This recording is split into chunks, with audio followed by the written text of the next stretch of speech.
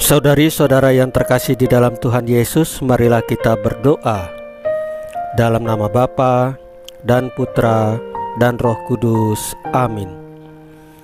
Bapa kami yang ada di sorga, dimuliakanlah namamu, datanglah kerajaan-Mu, dan jadilah kehendak-Mu di atas bumi seperti di dalam sorga. Berilah kami rejeki pada hari ini, dan ampunilah kesalahan kami, seperti kami pun mengampuni yang bersalah kepada kami.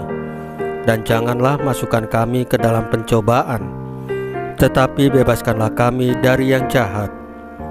Ya Roh Kudus, hadirlah saat ini untuk memimpin dan membimbing kami dalam membaca firman Tuhan Yesus dan merenungkannya, sehingga kami dapat mengerti maknanya dan dapat kami laksanakan dalam hidup kami sehari-hari di tengah masyarakat kami.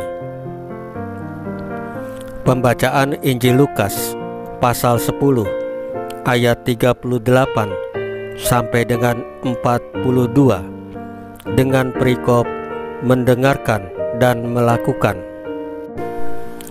Dalam perjalanan ke Yerusalem, Yesus dan murid-muridnya tiba di sebuah kampung. Seorang perempuan yang bernama Marta menerima dia di rumahnya. Perempuan itu mempunyai seorang saudara yang bernama Maria. Maria ini duduk dekat kaki Tuhan dan terus mendengarkan perkataannya. Sedang Marta sibuk sekali melayani. Ia mendekati Yesus dan berkata, "Tuhan, tidakkah Engkau peduli bahwa saudaraku membiarkan aku melayani seorang diri?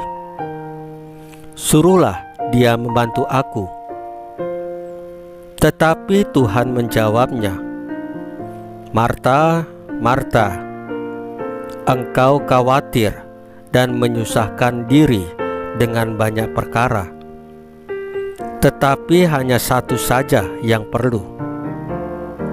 Maria telah memilih bagian yang terbaik, yang tidak akan diambil daripadanya." Demikianlah sabda Tuhan. Terpujilah Kristus. Saudari-saudara yang terkasih di dalam Tuhan Yesus, karena ingin menyukakan hati seseorang yang kita sayangi, maka dapat terjadi kita menyibukkan diri kita untuk melakukan berbagai hal yang rumit, yang detail, yang sulit, atau bahkan yang menyita waktu. Harapannya adalah orang yang kita sayangi itu akan terkesan dan lantas mengapresiasi kesibukan serta usaha keras kita. Padahal belum tentu hal-hal yang kita lakukan itu sungguh diperlukannya. Semua yang dilakukan hanya karena kita tidak ingin mengecewakan orang lain dan ingin agar kita dipuji serta disayangi kembali. Ada unsur egosentrisme di sini, sebab pada akhirnya yang menjadi pusat perhatian adalah diri kita sendiri.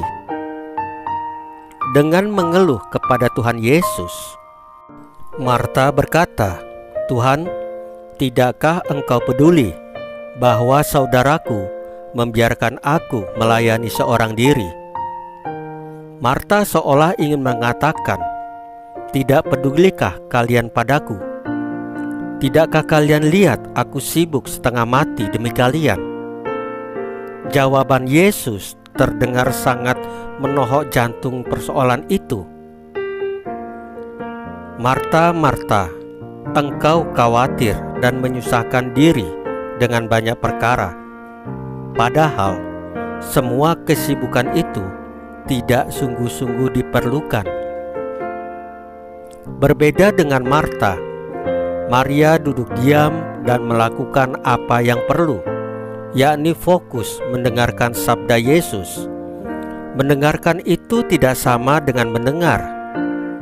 Mendengar bisa dilakukan sambil lalu, sedangkan mendengarkan menuntut konsentrasi dan fokus, sehingga akan sulit bila dilakukan sambil lalu atau sambil mengerjakan banyak hal.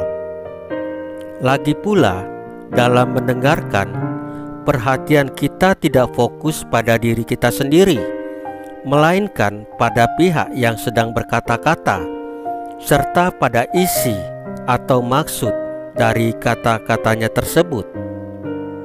Sibuk melayani itu baik, tetapi lebih baik kalau kita melakukan apa yang diperlukan.